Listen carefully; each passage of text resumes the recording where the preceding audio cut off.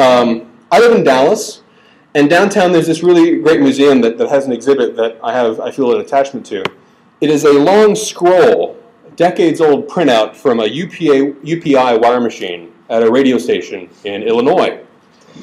It starts out as sort of a regular stream of copy. You know, there's a weather report. You know, there's a rainfall exceeded an inch expected. And then there's the start of a crime story. You know, Edwardsville, Illinois, the Madison County Sheriff's Office said today it has no clues. And then all of a sudden it stops. And then "get off" appears on the transcript. And there's two more the same. Get off" with wire codes as they used in that era. And then comes this. Bulletin. An unknown sniper fired 3 shots at PTOU. Now, this guy, POTUS, President of the United States, is what he should have typed. But, he was freaking out a little bit. So he got PTOU out. Then we get Kennedy, misspelled. And then we get, again, Kennedy seriously wounded. And then another order from the wire operator. Stay off, all of you. Stay off and keep off. Get off. Back in those days, if too many people were transmitting wire copy at the same time, the system would not be able to take it and would break down. And then somebody wasn't paying attention, apparently, because somebody else starts to transmit a story speaking at thee, and then immediately, will you please stay off this wire till we give, and then it kind of trails off, stay off, stay off.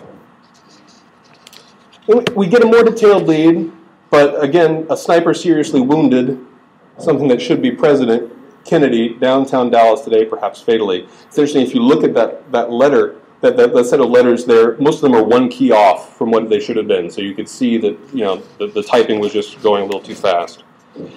And then finally you get something solid. President Kennedy and Governor John Connally of Texas had been cut down by assassins' bullets in downtown Dallas. They were riding in an open automobile when the shots were fired. The president, his limp body cradled in the arms of his wife, Jacqueline, has been rushed to Parkland Hospital. And one final stay off in the corner. Now, when you look at this, there are two things that jump out at me. One, it's interesting how the phrase "cut down by assassins' bullets" implies that both of them are dead, when, of course, they're not. Connally survived. And the second thing is the phrase, "his limp body cradled in the arms of his wife." The guy who's writing this clearly realizes this is the most important story he's ever going to write in his life. And he is trying to add a little note of poetry to what he is writing. But for me, and I think probably for most people who work in news organizations at the very least, and other people too, there was plenty of poetry long before this. This is a very affecting stream of information for people, because you can immediately, just from this raw information, imagine what was going on in that newsroom, and how everybody was going nuts, and how everything was going at double speed and triple speed, and how the insanity of that moment. This printout is in the 6th floor museum, which is in the former Texas School Book Depository building in Dealey Plaza. And the positioning within the museum is right after you turn a corner. There's a path you follow in the museum, and right after you turn a corner, and right when you approach the window that Oswald was at, there's this. And I've been in this museum a dozen times because there aren't that many other things to take out-of-town visitors to in Dallas. And I get choked up every time I walk past it. I was not alive when Kennedy was shot. It doesn't have that sort of visceral connection to me hearing about it, but seeing it through this sort of raw form, connects emotionally in a way that, again, you don't need a long-form narrative to do that. You can do that in a sort of raw flow of copy. There's another thing I didn't include in here. Who here has heard of the website MetaFilter?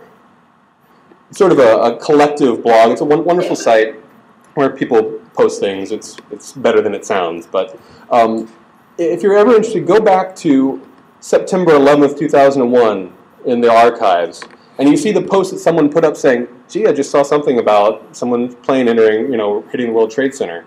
And then this long stream of comments of people, gathering information, people overseas saying, "Well, Sky News in Australia is telling us this," or that this. People, all the panic and things that you associate with that day. And this stream of comments completely evokes that moment in a way that, many book-length treatments would not.